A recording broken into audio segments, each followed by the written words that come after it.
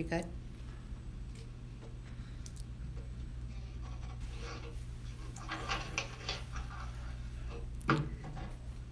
Hi, everybody. Thanks for joining us in this time of COVID-19. We're doing all kinds of things in different ways. And so rather than a typical media briefing that we would do, I'm actually going to have a discussion with Jerry Tiskevich, who is our Director of Administrative Services, and David Voy, who is the Division Manager for Elections, about what Election Day preparations look like, as well as what Election Day might look like for the voters. And we are streaming this on Microsoft Teams for members of the media, as well as on Facebook Live for members of the public. And so once we're done with that discussion, we will turn to questions that have been submitted by the media, as well as those from the public, and we'll try to answer as many as we can in the time that we have allotted. So with that, would each of you just give a quick idea for the public of what it is that you do in your jobs? I'm Jerry Tiskevich. I'm the Director of Administrative Services, of which Elections is one of my departments. I have several other departments as it relates to the operations of the county, from the Elections Department to special events, weights and measures, the County Call Center, Department of Real Estate Purchasing, weights and measures, print, mail, veteran services, and I believe that's it, but I probably missed one. Dave? I am David Voy. I'm the Elections Division Manager. I am tasked with administering the elections in Allegheny County. So we're going to start with what's going on right now, if you guys don't mind. You guys just talk to me. We're going to just let them hang out there. With the focus being on people staying home when they can, working from home when they can, limiting how much time that they're out because of the pandemic right now, there was a lot of emphasis on mail-in and absentee voting in our county. So what's the response been like to that? Or how many applications has the county received so far? The response has been overwhelming. I think today by lunch we're going to apex 200,000 processed applications. 200,000 applications. Yeah. What would that mean turnout wise? Because this is a primary election where just Republicans and Democrats would vote, right? So it's not the entire universe. So this 200,000 applications process would equate to probably 25% turnout, and we were only expecting a 22% total turnout for this election. That's great. We've already apexed what we expected. Thank you. So can you explain a little bit to us about how the process works? When you receive an application, whether it's online or by mail, a paper application, what's that process like for Elections Division? What do they have to do? First of all, you have to look up that voter in the state short system, make sure they are registered, check that they're party, if they're eligible to vote in the primary. We verify that we have the right driver's license number or last four digits of social, and verify their signature. Then the app is linked to the actual voter's record. Okay, thank you. What about, there has been a lot of news reports or even people that have reached out to the community about seeing duplicate ballots. Can you explain a little bit to us about how that occurred and whether voters should be concerned if they receive more than one ballot? I mean, it's concerning. It was an issue we had in producing the mailing labels when ready to prep these ballots. I do know that we had multiple stories of people getting multiple ballots. Sorry, but be assured there is a specific barcode that is associated with the voter. So only one ballot can be returned per each voter. So if I received, say, 6 ballots and I decided to vote every one of them and sent them all back, what would happen? The first one you returned would be counted. The other 5 would be set aside and kept for the record, but not counted. Okay, and how do you know that? Are you scanning them? Or are you looking them up in the system? How does that process happen? So generally there is a label on the return envelope that has the voter's name and address and a barcode. We scan the barcode and it updates the database as the voter's ballot has been returned. Okay. Can you tell us a little bit about what it's like in the elections office today? With 200,000 applications, I'm guessing that's a lot of people that are helping this process along. Yeah, it's pretty chaotic. We currently have 3 shifts running. We probably have 4 times our normal staff. I mean, thanks to other county departments, Department of Court Records, Parks, they've sent us a lot of help over the last few weeks. So 3 shifts, does that mean you're literally working 24 hours a day right now? Yes. Yes, okay. So for the voters who have not yet received their ballot, at what point should they be concerned about that, or what do they need to know about the time frame for when they might receive a ballot? We're getting caught up this week. If you haven't received your ballot yet, I understand your concern, but please be patient with you. We are trying to get them out. We are currently processing more applications in per day than we are getting, and we're mailing out more and more every day with these additional people. These ballots are on their way. Please give us some time. And what's the deadline for that voted ballot to be returned to the office? The voted ballot must be returned to our office by 8 p.m. on election day. Okay, so if a voter doesn't think that they can get their ballot back to you by June 2nd at 8 p.m. in the mail, what should they do? They can either drop it off in our office. We're going to have a table set up in our lobby where a voter can bring in their own ballot. And that lobby is where? I'm sorry. That's okay. That's the county office building. It's 542 Forbes Avenue. Okay. And that's in downtown Pittsburgh? Downtown Pittsburgh. And we will have people stationed there to take ballots from voters. If they don't want to come to town, they can go to their polling place and vote a provisional ballot. Okay. So we understand that a lot of that process, particularly when you drop that ballot into the mail and when it's being returned, is up to the Postal Service and not necessarily elections or the individual. So what does a voter do if they applied for the mail-in ballot but they don't receive it either? What are their options on election day? They can go to their polling locations and vote a provisional ballot. And what does it mean to vote a provisional ballot versus a regular ballot? So if you applied to vote by either a mail-in ballot or an absentee, the check-in information at the polling locations will advise the board members that you already applied. So they give you a provisional ballot. So you vote your provisional ballot. It's not counted election night. So we determine later that if your absentee or mail-in ballot was returned on time, the provisional ballot is not counted. And same works the other way. If your mail-in or absentee was not returned, we count your provisional. Okay. Thank you. So let's talk a little bit about in-person voting. I joked with both Dave and Jerry when we planned this that we're going to do a little bit of a show and tell here. So if you can see behind us, we're going to be referring to a few of these items behind us. So let's talk first about what voting or the election day is going to look like for people. Back in April, the Board of Elections voted to ask the Department of State to allow Allegheny County to reduce its polling places more than the reduction that was already in Act 12, which was an option that was laid out in that law. Why was that done? That was done to promote physical distancing. That was done to because of the COVID-19 pandemic, we were trying to put out new voting equipment. We were trying to train our election officers. We were trying to train the public how to use our new equipment. And with the shutdown, we could not have gatherings over more than 10 people, and that became impossible. So what is that new voting equipment? Is this the first time that we're using it? For this election, everybody is voting on paper and dropping their paper ballot into a ballot box. We figured that this would streamline the process and make it easier for voters and easier for the election officers. Okay. So what does the revised plan look like with the reduced number of voting districts? So we went from 1,323 voting districts down to 416 voting districts. If I look at a list of polling places, though, that number looks a lot smaller. Can you explain the difference between that list and the number that you just gave? So some of our bigger locations, your bigger municipalities, aren't going to have one check-in table. They may have 6 to 8 to 10, and depending on the first letter of your last name, you will be directed to a table to check in to receive your ballot. Okay. So if I am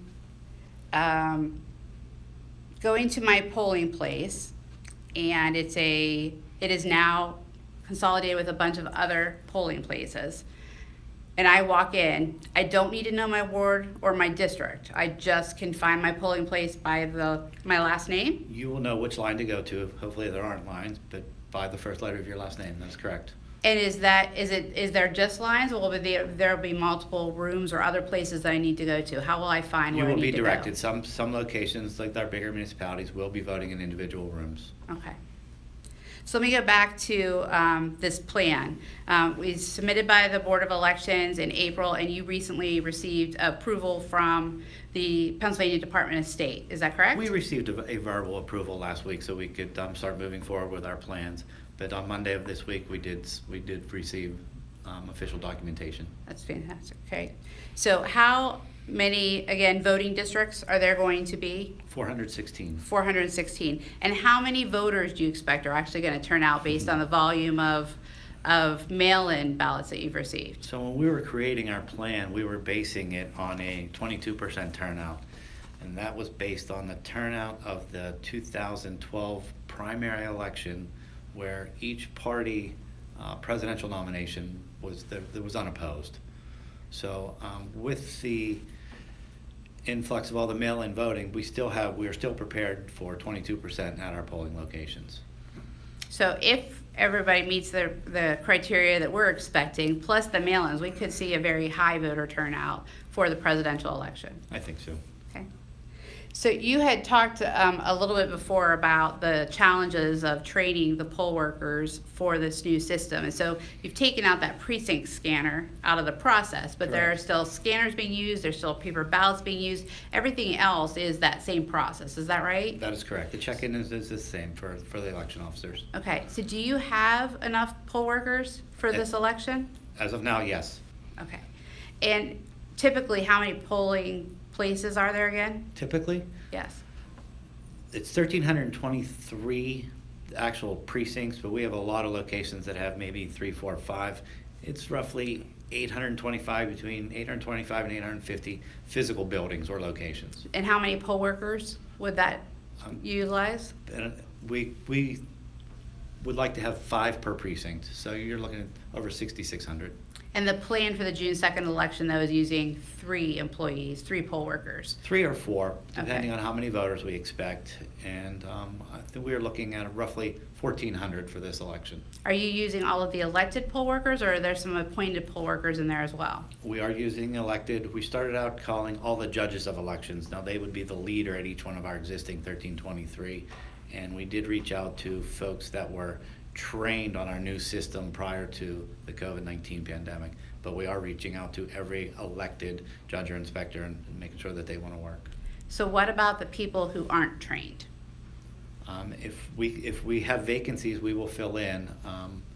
We are issuing larger training to our people that are going to be out in the field that can help the poll workers on election day, and we hope to have somebody stationed outside of every polling place on election day to help.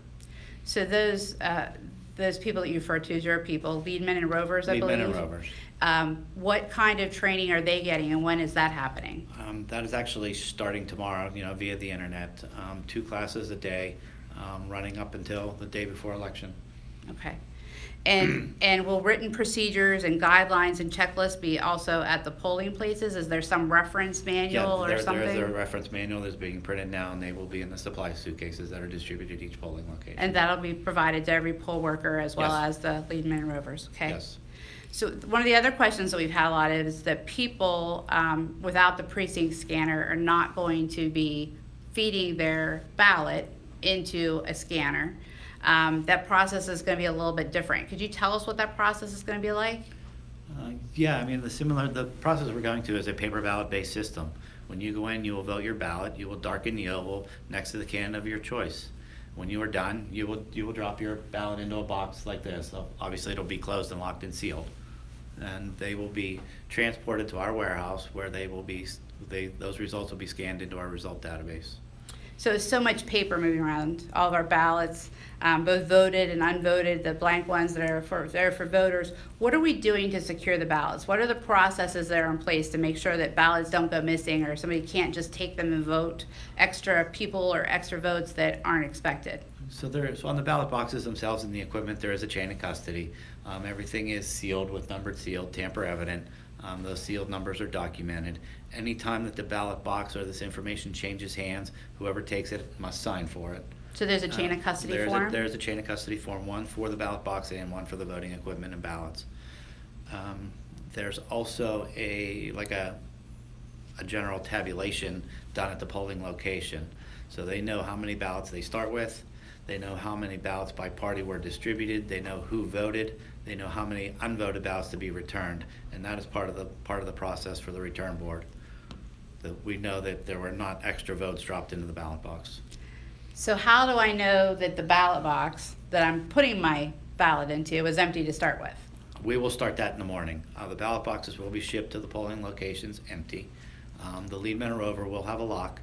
Once the majority of the board members are there, they will inspect the box to make sure it's empty, and then the leadman or rover will lock the ballot box with a padlock. I will tell you that none of the election officers or our leadmen have the keys. The keys will be at our warehouse. They won't be open until the ballot box is physically returned there. Can anyone other than the poll workers and the rover and the leadman watch that process? Sure. Any candidates are entitled to have watchers at the polling locations, and they would be entitled to watch. Okay. So in the past, judges of elections have been the ones that have been responsible for coming up and picking up the suitcases, even though they're not suitcases, they're boxes, but coming down and picking up the boxes of materials that they need for election day. So with the pandemic going on, have you altered that process at all? Yeah, the supply suitcases, just their basic pens and pencils and signage, will be delivered with their tables and chairs and that stuff. But the physical poll books are going to be delivered to the polling locations at 6 o'clock in the morning by the leadmen and the rovers. And is there a chain of custody form for that process? Yes, there is. Okay, I just wanted to understand that. So what's the plan if a poll worker doesn't show up? Say somebody, if every time that we have an election, you have somebody who slept in or somebody who gets ill at the last minute. And how are we covering those? We do have a group of 35 individuals that we will have on hand to disperse if needed.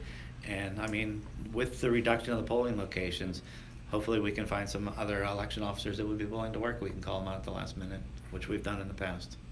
So let's talk about coronavirus and people's fears, particularly at the polling place. We know that previously you had mentioned that there had been poll workers that had called when this all began to say that they weren't comfortable working, that they were, those individuals that perhaps were most at risk, and so they weren't willing to do so. So for the people who said yes and I'm working, what are we providing to them to make sure that they're safe? So we have they're infection protection kits.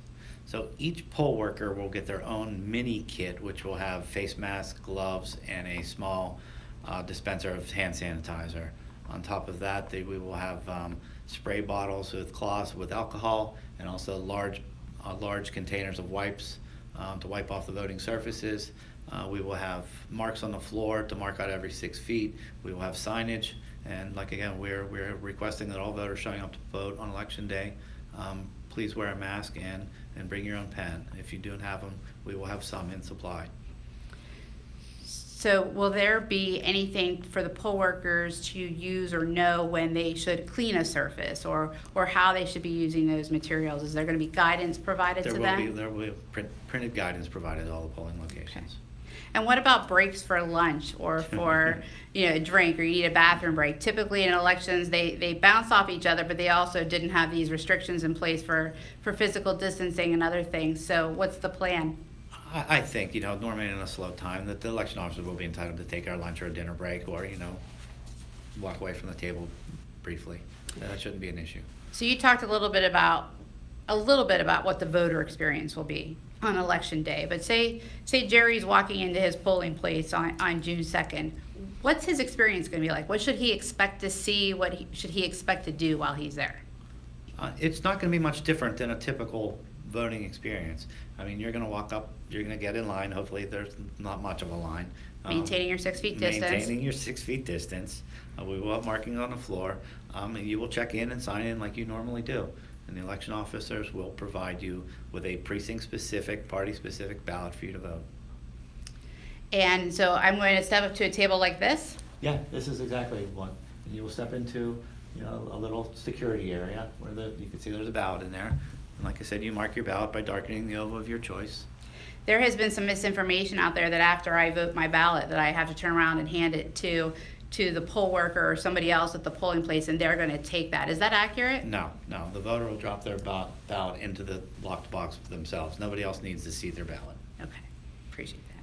So will masks be provided? You talked about that you're hoping that voters wear their own mask. But what about voters that don't have one or don't come with one? Will masks be provided for them? We will have masks provided for them. And if a voter won't wear a mask, will they still be allowed to vote? Yes. Unfortunately, we can't take away their right to vote because they won't wear a mask, but I think everyone will be respectful and wear a mask. And we're encouraging everybody to do that. We are. Great. What about voters who require accommodations? We have voters perhaps that this table's too high for, or they're not able physically to complete a paper ballot. What are the options for those voters on election day? So we are having the express vote ballot marking devices at every location. These were specifically purchased for people that lack the manual dexterity to vote a paper ballot or visually impaired. It is very similar in appearance to our old touchscreen machines. But it is just a ballot marking device. You can go through the ballot by touching the screen or using a stylus if you don't want to touch the screen and making your selections, and your ballot will be printed on a card, which then will be dropped into the ballot box. This machine has features that can make the font bigger or smaller. You can adjust the contrast. It also has a interface keyboard that is Braille for people that are visually impaired to navigate their way through the ballot.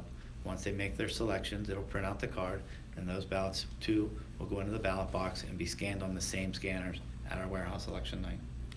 Will voters be required to show identification? No, if they are the first time voter in a municipality, they will. That's the typical law, but besides that, you won't be required to show ID. So if this is the first time I'm voting, I'll be required to show. Is it photo ID, or are there other options as well? There are other options as well. I mean, actually, you can bring a copy of your last gas bill or electric bill. That shows your address. Okay. And those, for the people working at the polling places, that's written into the poll book. So if this is my first time, when they look at my name, they're going to see I'm a first time voter and that I have to show ID. Is that correct? That is correct. It also shows if you previously voted by absentee or mail-in ballot. Okay, great. So oftentimes there are complaints, particularly on election day, that people are asked to show ID when it doesn't say that they have to show ID, or perhaps they want to vote a provisional but they're told not to. I'm sure there's other things I could potentially think of. What's the process for having any of those concerns or complaint resolved? Well, I think the first level would be the judge of elections at each polling location. Talk to the board members, and if you are not satisfied, please call our office. And again, if you're not satisfied there, there is election court that is open all day.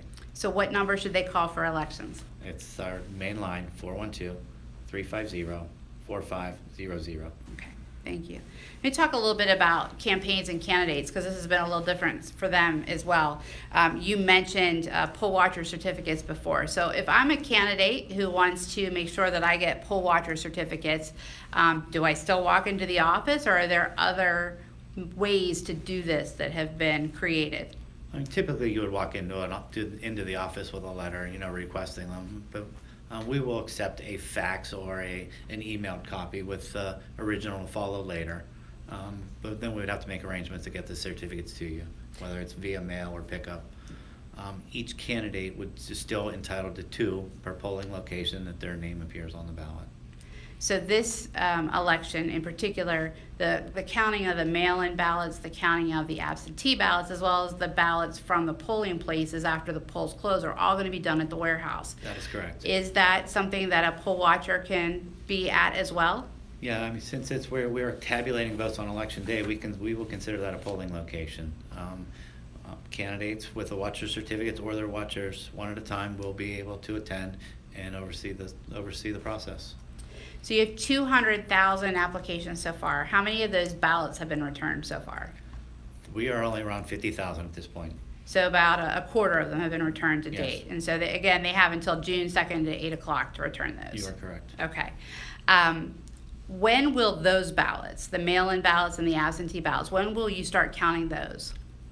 At 7 o'clock in the morning, Act 12 that was passed earlier this year permitted us to start opening and processing the envelopes at 7 o'clock in the morning on election day. And where does that occur? That'll occur at our warehouse. It's 901 Pennsylvania Avenue over on the north side. And how many people will be there that day to help with that process? Minimum of 100. 100 people. Okay. And so what's that process for the mail-in and the absentee ballots? You talked about starting the canvassing, starting to open those ballots at 7 a.m. What's that process? So each returned ballot is encased in 2 envelopes. One is the voter's declaration envelope where they sign when they return their envelope. Those will all be open. The inner secrecy envelope will be extracted. Once those two are separated, you can now no longer associate a ballot with a name. So your vote is still secret.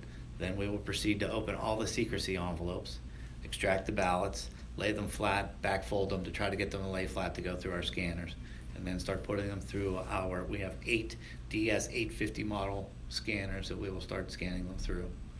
And how fast are the scanners? The scanners will scan approximately 300 ballots per minute. Okay, 300 ballots a minute. So if we get all 200,000 in, what's the estimate of when we're going to have those counted? Should people expect to see results throughout the day on the website? We fully intend to have, no, not during the day on election. Okay. We fully intend to scan all day long and hopefully be done by the time the polls close. And after the polls close, we can display those results, not prior to.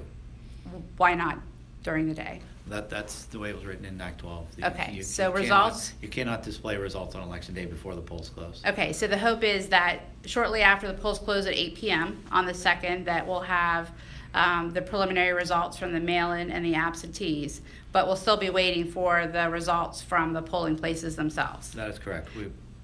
I know this is the first time of you doing it this way, but what do you think that process may be? Like, are we going to have to wait a couple days for results? Are you staying until they're all counted? What's that process? Our intention right now is to stay until that process is completed.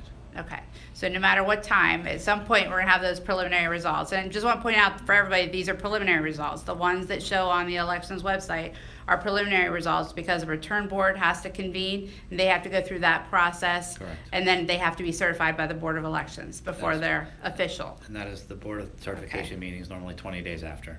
So we talked before, you have about 100 election employees at the warehouse. Poll watchers are allowed to be at the warehouse. Who else might be at the warehouse to watch this process so that there's some confidence in the integrity of the system? Like I said, I'm in the candidates and have watchers there. I'm sure there'll be all of our sworn in poll workers. We're going to have representatives from our new vendors, if we would have any issues. There's going to be ballot scanning repairman from the vendor. If there's issues, we're going to have a repairman for our letter openers in case we have downtime. It's going to be a busy place. Great.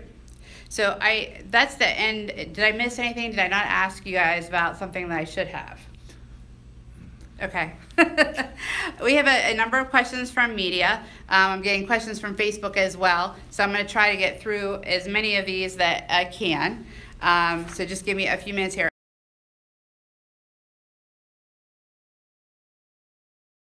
There is a question about them. I want to just repeat them for that purpose. So the first question is, will there be online or in-person training for poll workers, and if so, when? Can you repeat that answer you gave us? For the poll workers, the online training classes, we are going to video and make it available for the poll workers.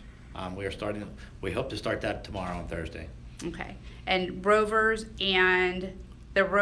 and the leadmen will be doing that online. They won't be watching the video. They'll be doing that in person. And some of these are county employees. We may have an in-person class or two just to accommodate them. Okay.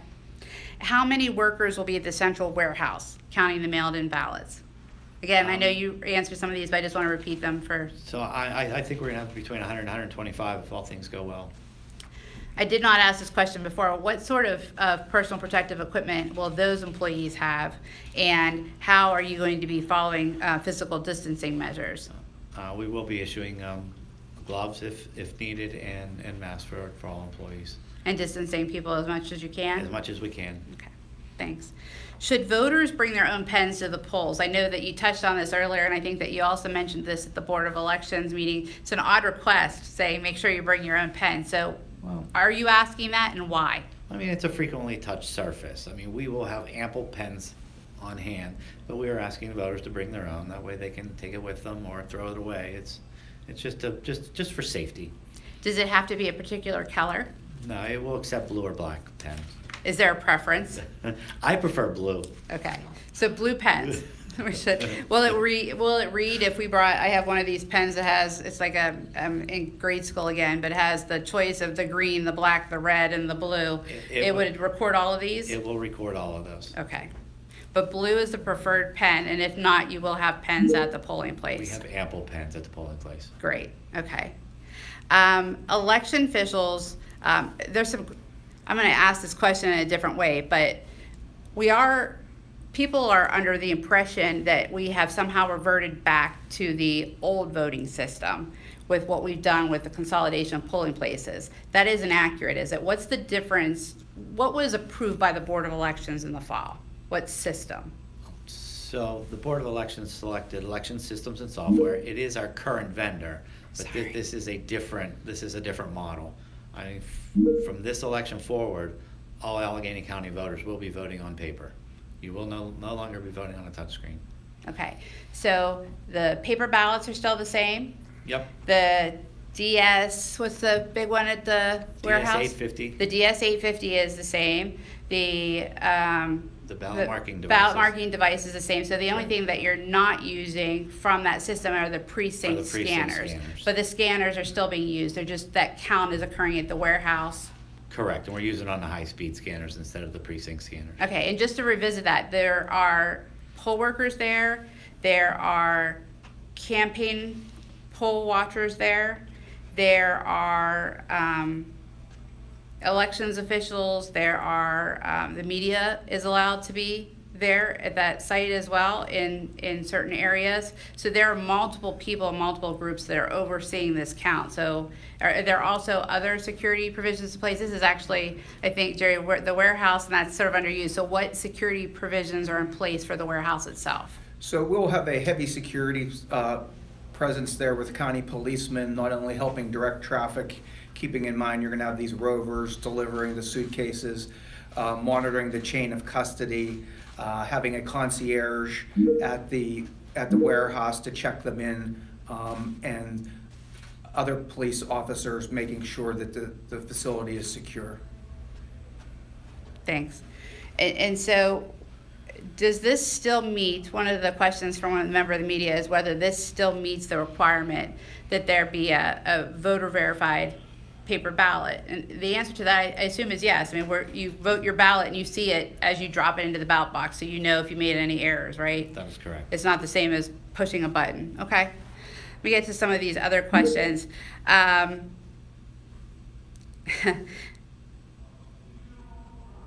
you explain what the workers will need to do, the poll workers are going to be required to do that day? What pieces, will they be setting up the tables?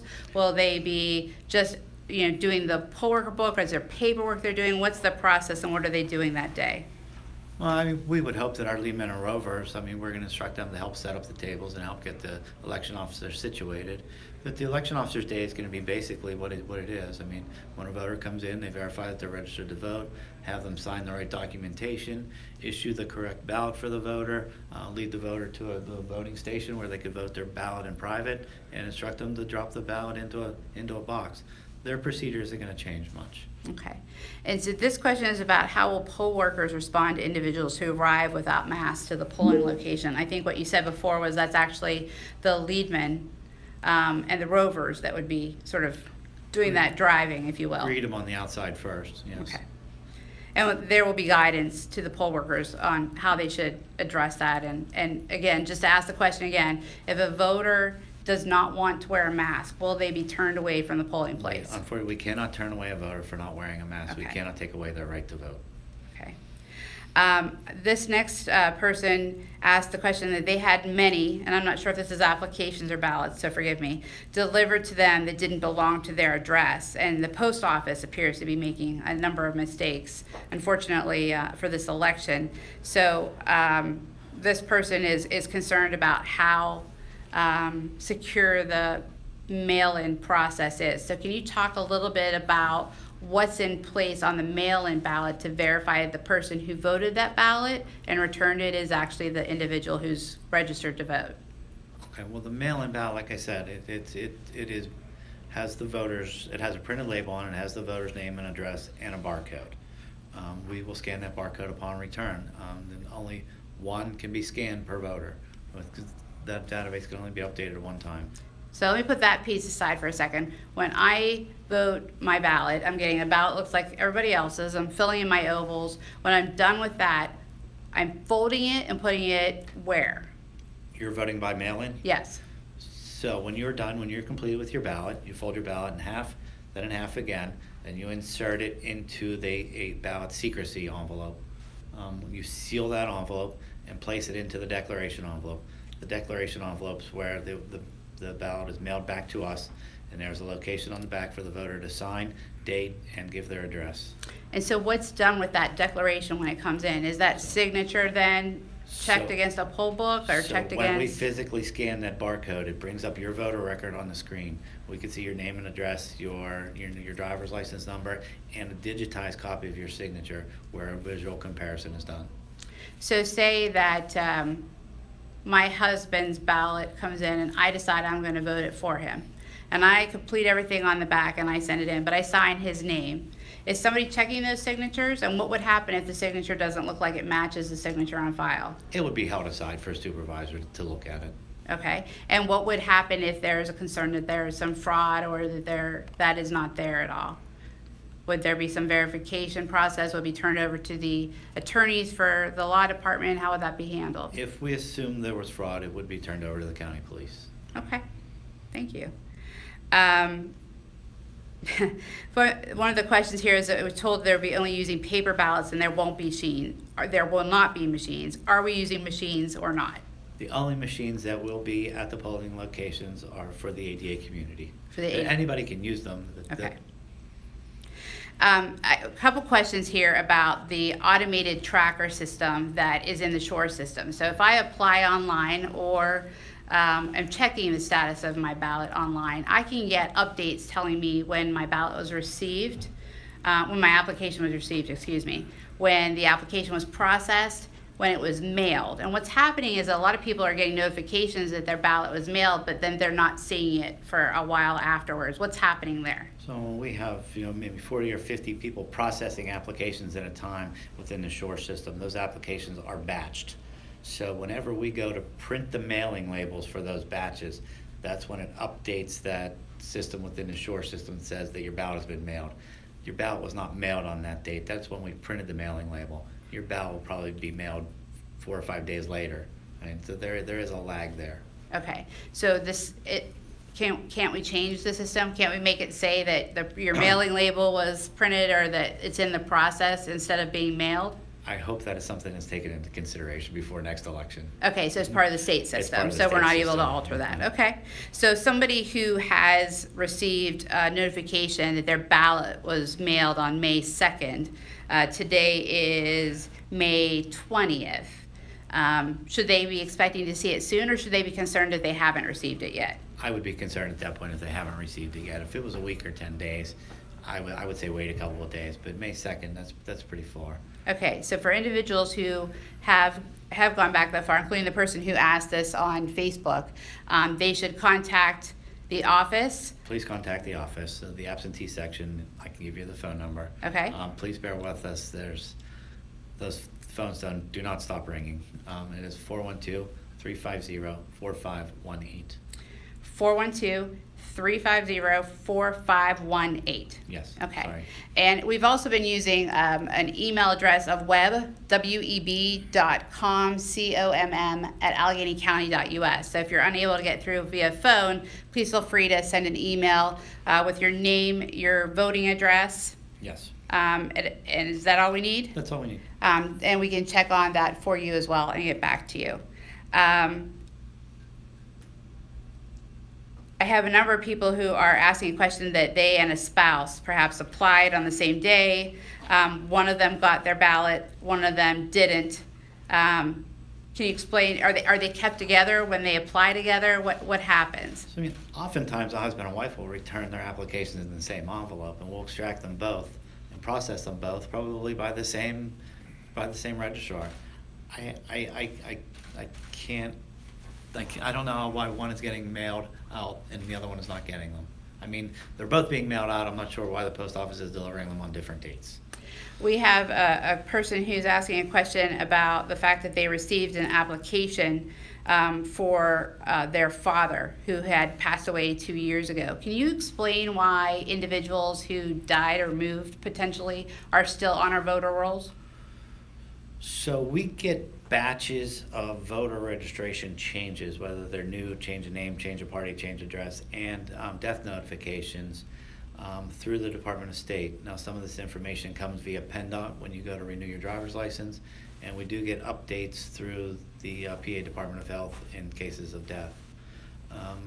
We do search our voter records and try to match the records from the death certificates, and we remove those voters. If there's any difference in a date of birth or a street address or something, we do not remove that voter right away. We don't want to disenfranchise anyone. So in the case of this individual who's asking, if their father passed away 2 years ago and they are the next of kin, what steps can they take to remove their father from the voter rolls? So currently we have forms at the polling locations. It's cancellation of voter due to death, and it can only be filed by next of kin. If they would fill it out at the polling place while they were there, and we would remove the voter. What if they got a mail-in ballot? Can they contact the office to get that form? Can we make it available on the website? Can any of those We things? can make it available on our website, and you can call the office and we can mail you the forms as well. Okay, thank you. I have several people who are asking questions about why the mail-in ballots, when they first came out, had either Democrat or Republican listed on the outside of the envelope. Can you explain that? Well, that process was done, I mean, for as long as I know. I mean, that would be part of the counting of the ballots election night for the board members, so they could separate the ballots by party in a primary. And it also helped within the office to make sure that you are pulling the correct party for the voter. But we have since ceased doing that. There is a question here. We've talked a little bit about tracking the ballot and being able to go online, but not everybody knows that process. Can you talk a little bit about what that is? How can I track the status of my ballot? So if you apply online and supply your email address, you will get the notifications through the Department of State, through the SURE system. If you did not, you applied on paper and did not give your email address, you can go to pavoterservices.gov, excuse me, and you could go through there and research where your ballot is, what steps it has gained. And again, let me repeat this. What is the last day to apply for a vote by mail? The last day to apply for a mail-in ballot or an absentee ballot is Tuesday, May 26th. And is that the date that it needs postmarked by, or the date that needs to be received in your office by? It must be received in our office by 5 p.m. And can I deliver that down myself, or can I deliver mine and my neighbors? What's the process? Anybody can deliver the applications. However, we cannot give you somebody else's ballot. Okay, so if I come in with mine and my neighbors, you can give me my ballot and I can vote it there. Yep. But the one for my neighbor would have to be mailed It to will be them. mailed. Okay, thank you for that. Moving through questions here just as quickly as I can, so forgive me. Can you address whether disabled parking is going to be available at the polling places, what that process was in identifying these new locations for the June 2nd election? Most of these locations that we selected are in municipal buildings that are handicap accessible, schools which are already handicap accessible, and we do send signage to reserve parking spaces for handicap voters. What sort of access will the media have to vote counting operations on election day? I know we touched on this, but they will be allowed in the warehouse. Is that accurate? I believe we're going to allow media at the warehouse. Okay. And do you know anything about how election court will be conducted that day? Have there been discussions with the courts at all about that process? There have been discussions. The courtrooms are set aside and the judges have been assigned. There will be representatives, legal representation from the parties and legal representation from the county on hand election day, and representatives from the sheriffs if we would need to go that far to dispatch sheriffs. The judges can do it. We're just a few weeks out from that election. At this point, will there be any changes to the polling places? No. No. Okay, polling places are set. And if I don't yet know where my polling place is, how can I get that information? There is a polling place locator that is available on our website that you can go there, that is up and ready to go. We are in contact with the Department of State as of today to update our sites through their, update our polling place sites through their website. Okay. Will voters receive anything directly to tell them where they're voting? So I believe this is starting out later this week or next week, I'm not positive, but we are mailing postcards to every household, instructing them where their polling place has been moved to. We are having signage delivered to all the polling locations, that are not in use, instructing voters where to go as well. Okay. So if I go to my old polling place, for lack of a better term, there'll be a note on the door. You should see a 11 by 17 sign on the door instructing you where your polling place is. That's great, okay. If people have additional questions or need additional information related to their polling place, can they contact the elections office? Yes, or you can contact the election office. Okay, thank you very much. There are a couple questions here from the media related to a press release that was issued by Republican lawmakers in Allegheny County yesterday, and it talks about disenfranchising and endangering voters through the consolidation of voting places in violation of Act 12. You said earlier that the Elections Division received verbal approval of the polling place consolidation plan when? The official notification came Monday. And when did the verbal notification occur? Late last week. The week prior, okay. And then in regards to endangering voters and following the CDC guidelines, are the provisions that are in place related to the in-person voting, or is it addressing all of those things? Are there the appropriate protocols in place for physical distancing and other things? I believe so, yes. Okay. Is there anything else that you want to say about that statement at all? No, thank you. Just making sure. And forgive me, I know there's some delays here. I keep switching back and forth from emails to text messages. It looks like that there's a number of the comments on Facebook are repeats of prior questions, but for consistency's sake and for anybody who joined late, I want to reiterate a few of them. What is the deadline for applying for a mail-in or absentee ballot? The deadline for applying is 5 p.m. on May 26th. And that is physically received in the Elections Division office? Physically received in the office. The address of the office? The address of the county office building is 542 Forbes Avenue, Suite 601. That's on the corner of Forbes and Ross in downtown Pittsburgh. And when must the voted ballot be received? The voted ballot must be received in our office by 8 p.m. on Election Day. That's June 2nd.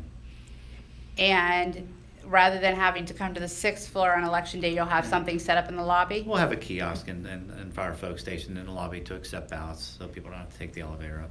Just as a general reminder for people, polling places, in-person polling places open at what time? 7 a.m. and close at 8 p.m.